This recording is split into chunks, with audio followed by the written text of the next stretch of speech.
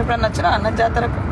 చాలాసార్లు వచ్చినా, అంటే చిన్నప్పటి పెద్ద జ్ఞాపకం ఎక్కువ లేదు కానీ ఎంపీ అయినాక తెలంగాణ ఏర్పాటు కావాలని మొక్కి 2013లో అప్పుడు అనేక సార్లు వచ్చినా ఒక మాట ఆదుకున్నది. 2014లో తెలంగాణ బిల్ ఫిబ్రవరి 13 రోజు పార్లమెంట్ ఇంట్రడ్యూస్ అయ్యే రోజే సేమ్ డే వనం నుంచి దేవతలు కిందికి మన గద్దెల కాడికి వచ్చారు అనేది లెక్క కరెక్టేనా? కదా, అంటే మనం 60 ఏళ్ళ నుంచి జనం ఎట్లయితే తెలంగాణ కావాలి తెలంగాణ అంతకుముందు కూడా ఎవరు వచ్చినా బెల్లం ముద్దలు పెట్టుకొని జై సమ్మక్క సారలమ్మ జై తెలంగాణ శివరాత్రి ఉంటే కూడా అనుకుంటూ వచ్చేది.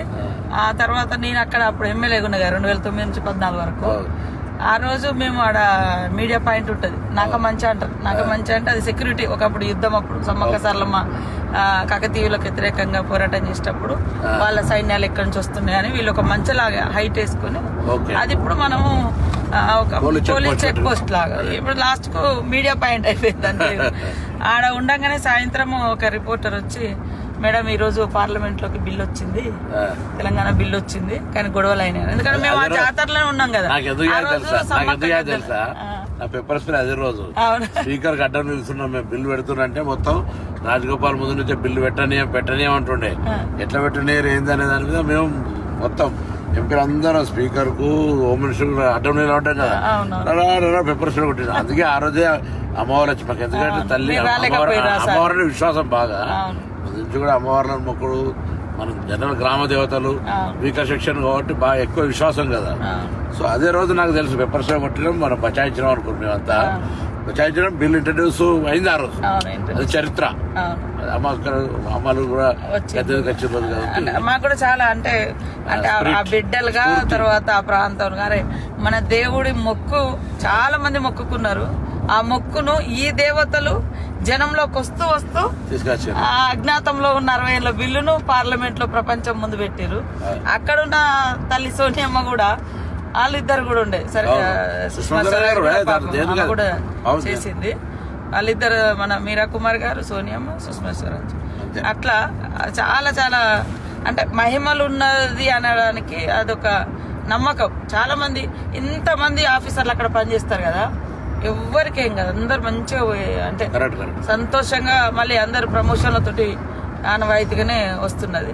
ఇన్ని లక్షల మంది ఒక దగ్గర వచ్చి ఉండడం, ఆ 3 రోజులల్లా ఇంత బ్రహ్మాండంగా ఉండడం నిజంగా ఒక ఎన్ని లక్షల మంది వచ్చి ఇంత జరిగినా ఎటువంటి ఇబ్బంది లేకుండా, పెద్ద అంటే తప్పు జరిగిందనో లేదా అటువంటి ఏం లేకుండా పోతుంటది కదా. చాలా చాలా అమ్మవారి దయ తప్ప అది ఎవరో మనందరం గొప్ప ఏర్పాట్లు ఇవన్నీ వేస్ట్ ఇవన్నీ అంత.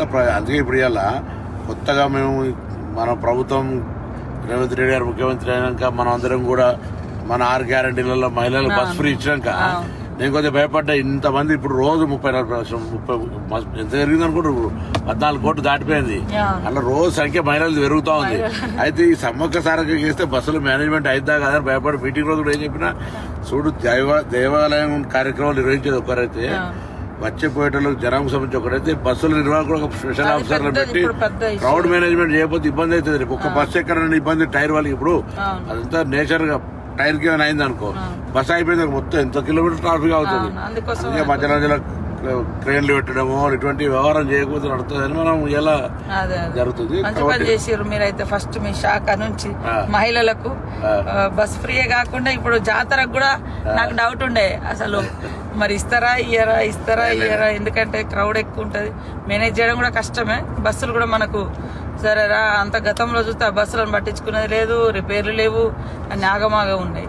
ఆర్టీసీ కొద్దిగా సరే పేమెంట్ అదేంటి ఫైనాన్స్ మినిస్టర్ డిప్యూటీ సీఎం గారు కానీ లేకపోతే ఆర్థిక శాఖ వాళ్ళంతా ఎప్పుడప్పుడు చేస్తారు. ఎందుకంటే మహిళలంతా హ్యాపీగా ఉన్నారు, వాళ్ళకి ఎక్కడికైనా ఫ్రీ అవుతుంది. ఇంకోటి ఏంటంటే ఈవెన్ ఎక్కడికన్నా ఊరు నుంచి పక్కకు పోయి డిమార్ట్ లో షాపింగ్ లో మాల్ కొనుకొచ్చుకుంటున్నారు.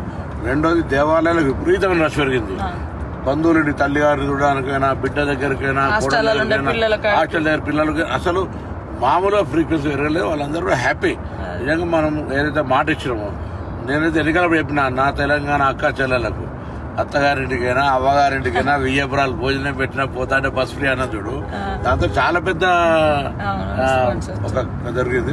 మళ్ళా గ్యాస్ కూడా అనేది మహిళలకు సంబంధించి చాలా పెద్ద ఆర్థిక భారం నుంచి బాగా కరెంటు బిల్లు కూడా వాళ్ళే కడతారు. కరెంటు బిల్లు 3000 అంటే అసలు మహిళలు అయితే అసలు ఇక వాళ్ళు మనల్ని కాంగ్రెస్ మనం ఇలా అదృష్టం మన అందరం ప్రభుత్వంలో ఉన్నాం. మహిళ చెప్తున్నారు ఉమెన్ గ్రూప్ స్వయం సహాయక సంఘాలలో మన ఇంద్రవెల్లిలో మీటింగ్ పెట్టినాం కదా, వాళ్ళకి నెలకు 4 నుంచి 5,000 మిగులుతున్నాయట. అంత ముందు భారం ఉండేది. ఎందుకు అంటే మేము బస్ ఫ్రీ ఎక్కుతాను, వేరేకి వెళ్ళిపోతే బస్ ఖర్చు వచ్చేది. ఆ బస్సు కిరాయి కట్టకుండా మేము ఏడికి పోయినా కూడా పని చేసుకొని వస్తాను. మహిళా సంఘాలలో కూడా 4 నుంచి 5,000 భారం మాకు తగ్గింది మీ గవర్నమెంట్ వచ్చిన. చదువుకున్న పిల్లలక్క నేను నిజామాబాద్ మన సడన్ గా ఆర్మూర్ బస్ స్టాండ్ కైనా 330 రూపాయలు టికెట్ మంచి పోతుంది వస్తుంది. వీక్లీ ఒకసారి అవసరమైతే 2-3 రోజుల కోసం వేస్తున్నాను. అంటే చాలా కన్వీనియంట్ జరిగింది. దూరం నుంచి 500-600 ఉన్నది బస్ కిరాయి వాస్తవానికి, గతంలో పెంచేసారు. ఇప్పుడు ఎందుకే సమ్మకు కూడా ఏర్పాట్లు బాగా చేయాలని మనం బస్సులకు సంబంధించి దాదాపు 600 బస్సులు పెట్టి మేనేజ్మెంట్ కూడా స్టాఫ్ మా ఎండి గారు కూడా చెప్పినాం, మా సెక్రటరీ కూడా అందరు మొత్తం అసలు అంటే అందరు వస్తారు. అన్ని రకాల ఏర్పాట్లకు ఎక్కడ ఇబ్బంది లేకుండా చేయాలని గవర్నమెంట్ కూడా అటువంటి ఆలోచనతో మనం కూడా అందరం చేస్తున్నాం. కాబట్టి ఆ సమ్మక్క సారక్క కార్యక్రమంలో భగవంతుని అందరూ ఇంకొకటి ఏంటంటే గొప్ప విషయం ఏంటంటే మనం ఈసారి అందరూ కూడా ఖచ్చితంగా ప్రతి తెలంగాణ బిడ్డ ఇంటికి మనం బంగారం అంటే బెల్లం ఏదో ప్రసాదం పంపాల్సిందే. ఆ కార్యక్రమంలో మనం తప్పకుండా నిర్వహించాల్సిన అవసరం ఉంది. అది ఎంతరన్నా కానీ మనకు అన్ని గ్రామ సేవకుల ద్వారా అవసరమైతే ప్రతి నెట్వర్క్ ఉంది. అందులో పంచాయతీరాజ్ డిపార్ట్మెంట్ కావచ్చు, లేకపోతే మనం ట్రాన్స్పోర్టేషన్ కూడా మా ట్రాన్స్పోర్ట్ వ్యవస్థ ఉన్నది మా దగ్గర నాటేస్తుంది. మేము ఇంకో ట్రాన్స్పోర్ట్ లో గూడ్స్ పెట్టాం కదా. సో మనం అందరం పంపుదాం తప్పకుండా. మనం భగవంతుడు మన గ్రామీణ దేవతలు కాబట్టి ప్రకృతి మించింది అంటే ఊరూరులో ఉండే దేవతల నమ్మకాలను ఆ నమ్మకాలు ప్రజలకు ఇంకా బలంగా ఉన్నాయి. అంటే వాళ్ళ ఆదివాసీ బిడ్డలు ఆదివాసీ సమాజం అప్పుడు ఇబ్బంది పడ్డది. అప్పుడు వాళ్ళకు అప్పుడున్న రాజులకు వ్యతిరేకంగా పోరాటం జరిగింది. కానీ తల్లి బిడ్డలంటే కదా. అవును, తల్లి బిడ్డలు జనరల్ సమ్మక్క సారక్క అంటే సినిమా అట్లా సినిమా కానీ లేదా బయట కూడా ప్రొజెక్షన్ తప్ప అసలు సమ్మక్క సారక్క అక్క చేయాలనుకో. సమ్మక్క సారక్క తల్లి బిడ్డలు జరిగిన పోరాటంలో జరిగిన వ్యవస్థ అసలు ఏం చెప్పు అంటే అప్పుడు 13వ శతాబ్దంలో కాకతీయులు పరిపాలించారు మన ఏరియా. అటు కూడా మన గోదావరి ప్రాంతం అంతా కూడా వాళ్ళ కంట్రోల్లో ఉండే. అంటే కప్పం కట్టం అనేది అంట పన్నులు వేస్తే అప్పుడు 7 సంవత్సరాలు కరువు. ఈ కరువులో మేము కప్పం కట్టలేము, మేము తినడానికి దొరుకుతలేదని మన సామంతరాజు మేడరాజు ఉండే అన్నట్టు మన ట్రైబల్ గిరిజనుడు రాజు కింద సామంతరాజులు జమీందారులు జాగీర్దారులు 1947 స్వతంత్రం రాకముందు అంతా కూడా వాళ్ళదిలే రాజ్యం. మళ్ళీ ఎట్లయితే స్వతంత్రం వచ్చి మనం భారతదేశంలో ఇల్లేనేమో వాళ్ళంతా కాంగ్రెస్ నాయకులు ఎమ్మెల్యేలు ఎంపీలు అయిపోయి మళ్ళీ ఇప్పటికీ అలాగే దాని తర్వాత తెలంగాణ ఉద్యమం వచ్చింది. మళ్ళీ ఆనాడేమో మనం ముక్తి కోసం విముక్తి కోసం అన్నాం. ఇలా నీళ్లు నిధుల కోసం ఆనాడేదో జరిగింది, మళ్ళీ ఇదే జరుగుతుంది. ఆయన ఇబ్బంది పెడితే మేము కట్టలేమంటే కాకతీయులు యుద్ధం ప్రకటించారు. వీళ్ళ దగ్గరేమో మంచి ఆధునికమైనటువంటి ఆధునిక ఆయుధాలు, మన దగ్గరేమో బల్లలు బర్షలు బాణాలు.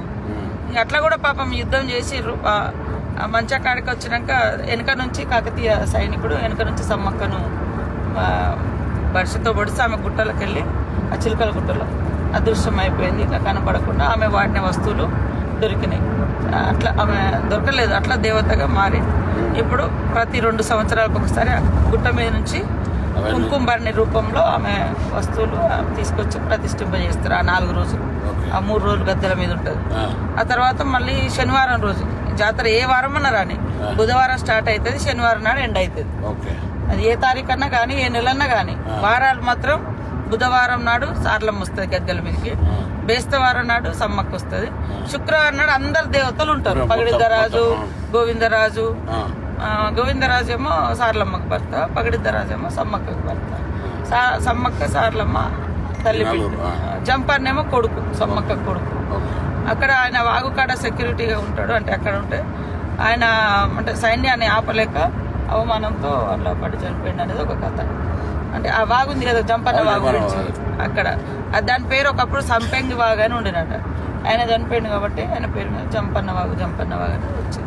ఇప్పుడు కూడా మనకు 21వ తారీఖు నుంచి 24 వరకు ఉంటుంది. 21 నాడు సార్లమ్మ వస్తుంది గద్దె మీదకి, 22 నాడు సమ్మక్క వస్తుంది, 23 అందరు దేవుళ్ళు ఉంటారు, 24 సాయంత్రం మళ్ళీ 4 గంటలకు మళ్ళీ యథావిధిగా చిలకలగుట్టకు సమ్మక్కి వెళ్తుంది, కన్నెపల్లికి సార్లమ్మ వెళ్తుంది, గోవిందరాజు అక్కడ కొండాయి విలేజ్ వెళ్తారు. మళ్ళీ అక్కడ వాళ్ళకు గూడులు ఉంటాయి, అక్కడ గుట్టలలో ఏ వంశస్థులు ఆ వంశస్థులు. మళ్ళీ ఇది అయిపోయిన తర్వాత నెక్స్ట్ జాతర కూడా ఊర్లలో మళ్ళీ చేస్తారు, తిరుగువారం జాతర. ఎదురు పిల్లలు ఇచ్చుడేమో ముందు వారం, ముందే వచ్చే వారం బుధవారం, బుధవారం. చాలా మంది మన తెలంగాణలో అందరు కూడా జాతరకు ఉన్నదంటే ఖచ్చితంగా వేములవాడకు వచ్చి ఇక్కడ మొక్కులు తీసుకుని అక్కడికి వస్తారు. మొన్న మేము కూడా మా అమ్మ నాన్న అంత ఫ్యామిలీ అంతా ఫస్ట్ ఆడికి వచ్చారు, ఆడికి పోయి తర్వాత ఇక్కడికి పోవడం మన శివరాత్రి జాతర. అసలు వేములవాడ మామూలు ఇవాళ సోమవారం కదా, లక్షల మంది ఉంటారు. అవును, కానీ మారాలి, అది ఇంకా మార్చాలి. మార్చాలంటే ముఖ్యమంత్రి 100 కోట్లు ఇస్తే ఇవ్వలేదు.